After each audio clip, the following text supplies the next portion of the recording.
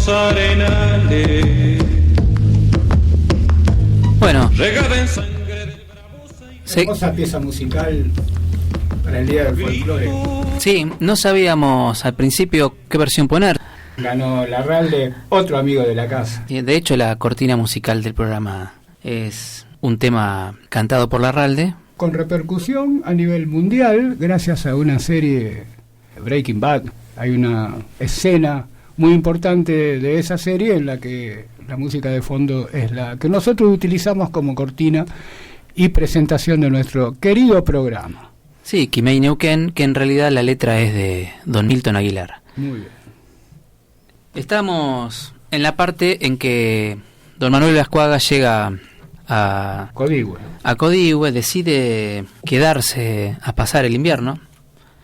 Luego él decide continuar, pero pasa por la capital designada, que en realidad tenía ya una pequeña población, también tenía un pequeño asiento del ejército, mucho más modesto que el de Codigüe, pero decide continuar directamente a Ñorquín, donde llega en agosto de 1886. No era primavera, pero sin embargo él decide adelantar cuando ve que las condiciones climáticas lo resultan más favorables, claro.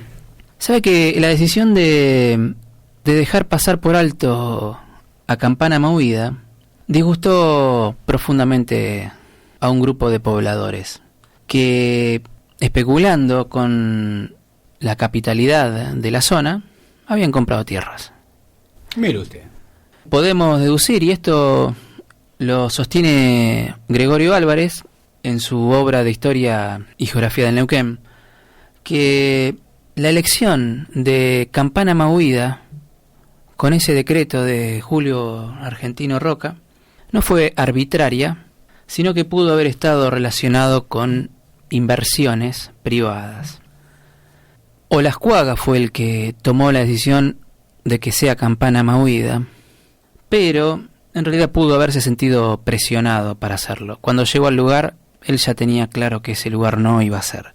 Les dijo sí, sí, sí, y cuando llegó, dijo no, no, no. Igualmente, él hizo un informe explicando por qué no elegía Campana Mahuida, explicó el tema de las crecientes del río Agrio. Bueno, él era geógrafo, topógrafo. Habló del tema de las pasturas, dijo que no eran adecuadas para sostener una cantidad de animales muy grandes, que la agricultura en esa zona no iba a prosperar. O sea, dio un argumento de peso que fue considerado más que nada porque él era reconocido no como militar únicamente, sino como científico. Que las decisiones se tomaban a 1.500, 1.600 kilómetros de ahí, por lo tanto, tenían que confiar en su palabra. Bueno, es así que tenemos que en la primavera, en realidad un poquito antes, de 1886, Ñorquín se ve como receptora de toda la comitiva de Olascuaga. Los 150 que lo acompañaban desde Carmen de Patagones, más toda la gente que lo iba siguiendo. Ñorquín no era un fuerte tan importante como lo era Codigüe, tenía muy poca presencia de tropas. Nosotros, bueno, hemos visto en algunas fotos de Ñorquín de la campaña precisamente, donde vemos una numerosa guarnición, pero esas fotos tomadas por Encina y Moreno, que eran dos ingenieros enviados a relevar la zona en época de la campaña, fueron tomadas en épocas donde todavía el conflicto persistía, todavía la campaña no había terminado, entonces se ve una numerosa guarnición. Es más, hay una foto donde está el teniente Ruibal, no recuerdo si en ese momento era teniente, el que capturó a Purrán mediante un ardid. En ese momento, ya para 1886, Ñorquín no era lo que era antes, pero de golpe se ve beneficiada con la llegada de una gran comitiva y se ve transformada en capital provisoria del territorio. La llegada de Olascuaga a Ñorquín fue exactamente el 31 de agosto. En Ñorquín cabe aclarar que si bien no tenía la importancia, como dijimos, militar de Codigüe, tenía también, como todos esos asentamientos militares, tenía una pequeña población. De hecho tenía juzgado de paz. O sea, no era un lugar inhóspito, sino ya con algún desarrollo inmobiliario. No, muy pequeño, no sé si llamarlo inmobiliario, porque en realidad el desarrollo se dio justamente, así como Casimiro Gómez empezó a comprar tierras en la confluencia, cuando le avisó su amigo Buque Roldán de que le iban a designar capital. En Campana Movida pasó algo parecido. Hubo gente que compró tierras a sabiendas de que iba a ser designada capital del territorio. Olascuaga frustró los planes de todos, como dijimos, tal vez se sintió presionado porque en los registros queda como que él eligió ese lugar. En realidad lo eligió, ¿dónde? En Buenos Aires. No puede ser que se le haya pasado por alto. Primero, que él es un conocedor de la geografía del lugar, más allá de que tal vez no estuvo exactamente en ese lugar, pero sí es un conocedor de la geografía, de los suelos, de los ríos, como buen geógrafo, cartógrafo. Lo cual es extraño que sabiéndolo después haya dicho, no, ese lugar no es conveniente. Estaba mirando justamente la justificación de Olascuaga. Él simplemente, cuando le piden explicaciones, porque se las piden, imagino, de por qué no eligió, por qué no se detuvo en Campana Movida, con las manos en la cintura, él dice: los estudios de nivelación que practiqué con la necesaria detención no daban garantía contra las crecientes probables del río Agrio, y donde los ensayos de cultivo de la tierra siempre fueron todos negativos.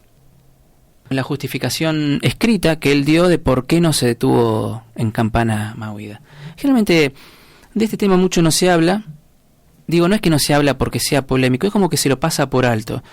Generalmente cuando se habla del viaje de Olascuaga dicen, bueno, estuvo en Codigüe, pero el invierno pasó por Campana Movida, no le gustó y siguió hasta Ñorquín. Pero bueno, tiene una explicación de por qué no le gustó y a qué intereses perjudicó con esa decisión. Cuando llega a Ñorquín, la afluencia de empleados públicos, de comerciantes que llegaron con la nueva capital transitoria, trajo aparejada el incremento del número de pobladores, que llegó a tener más de 1000 habitantes, según un censo que ordenó Olascuaga. A Olascuaga le encantaba ordenar censos. El lugar donde iba pedía un censo de población. Lugares donde se los podía decir, pues, salgan todos y contarlos con la mano, él hacía un censo. Sí, no genéricos de todo el territorio, pero sí por localidades. De hecho, la primera división del territorio del Neuquén en departamentos la hizo y la decidió estrictamente Olascuaga. La dividió en 5 distritos, 5 departamentos, y usó como división límites naturales, ríos, montañas. No hizo como hacen algunos que trazan una línea en el mapa sin saber qué es lo que hay en el medio, que después empiezan los líos, no, es más acá, más a la izquierda, más a la derecha. Él no se hizo mucho problema, él tomó los límites naturales y ahí es donde surge la primera división territorial del Neuquén.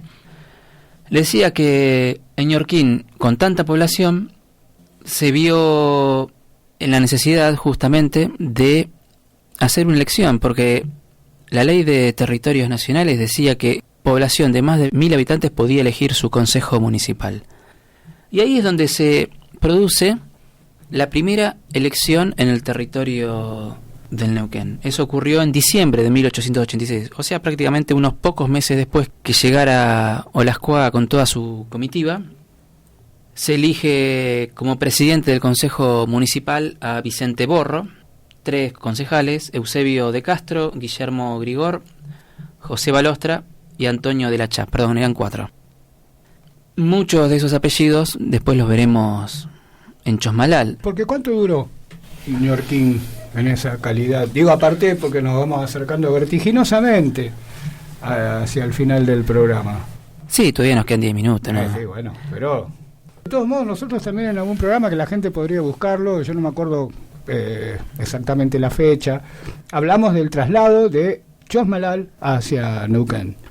Sí, pero eso... Lo que no hablamos fue de la previa, Sí, para utilizar términos modernos. no solo la previa, o sea, acá recién arranca todo. O sea, hay una historia muy grande antes de Neuquén Capital, Ujú.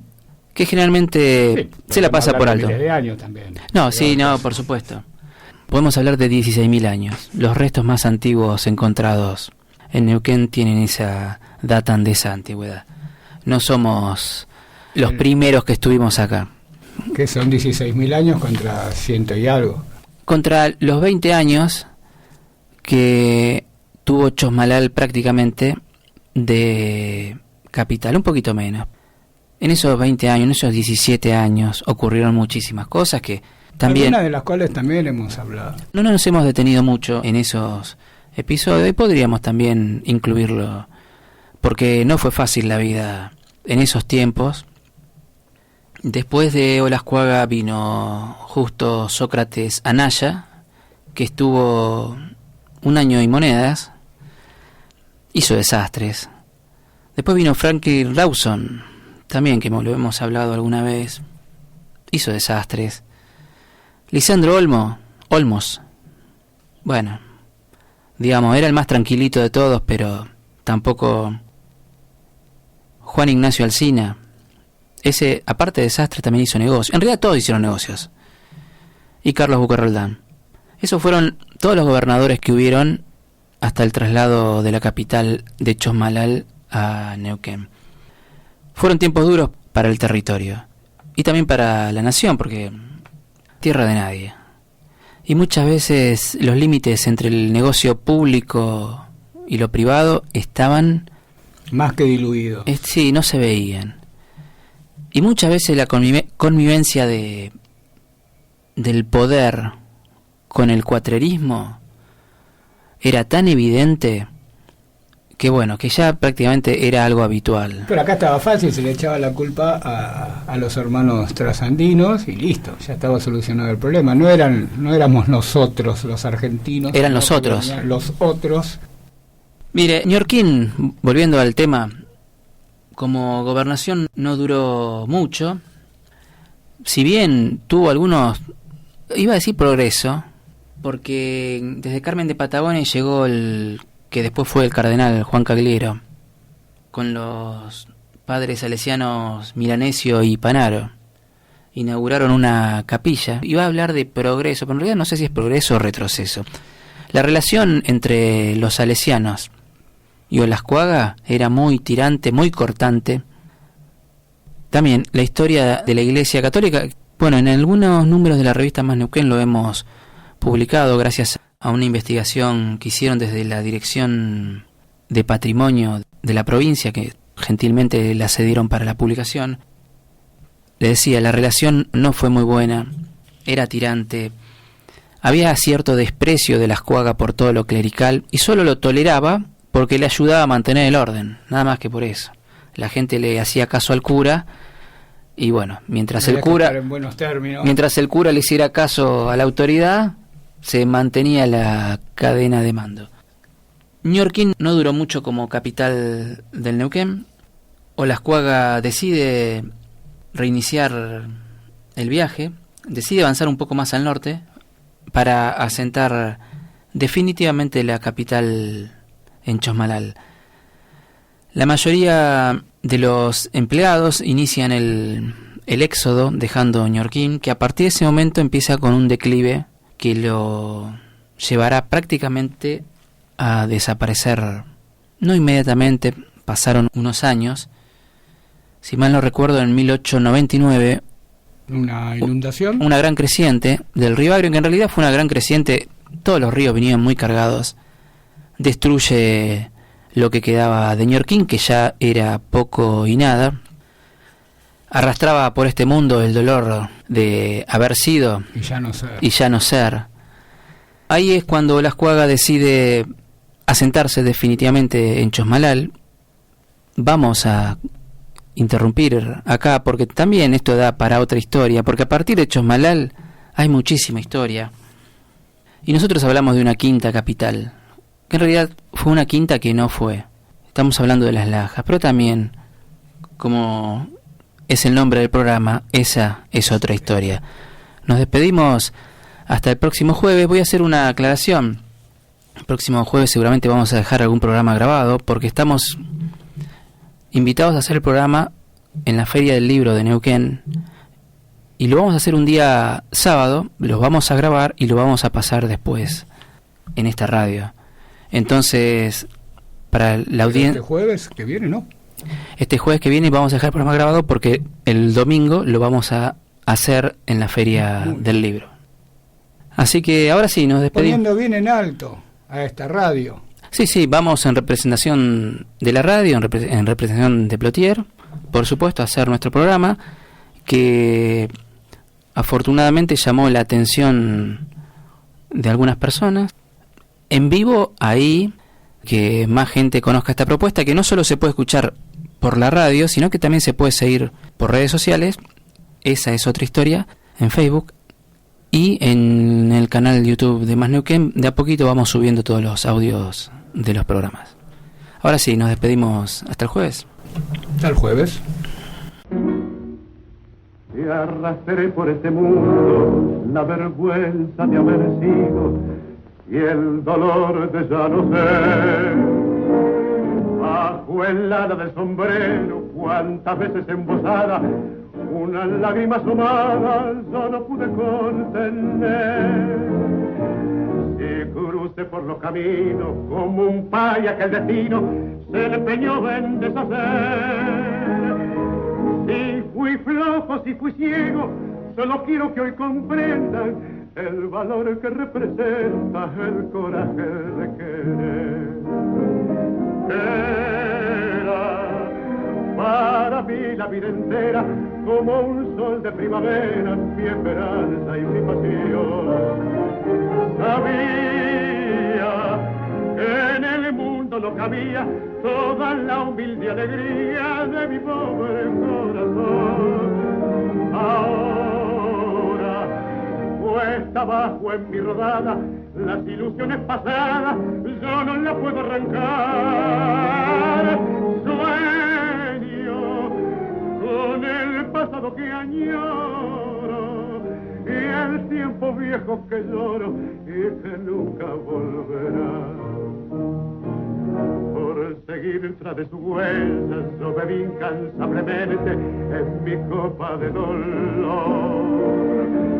Pero nadie comprendía que si todo yo lo daba, en cada vuelta dejaba pedazos de corazón. Ahora solo la pendiente, solitario y ya vencido, yo me quiero confesar. Si aquella boca mentía, el amor que me ofrecía, por aquellos ojos brujos yo habría dado siempre paz. Era para mí la vida entera como un sol de primavera, mi esperanza y mi pasión. Sabía que en el mundo no cabía toda la humilde alegría de mi pobre corazón.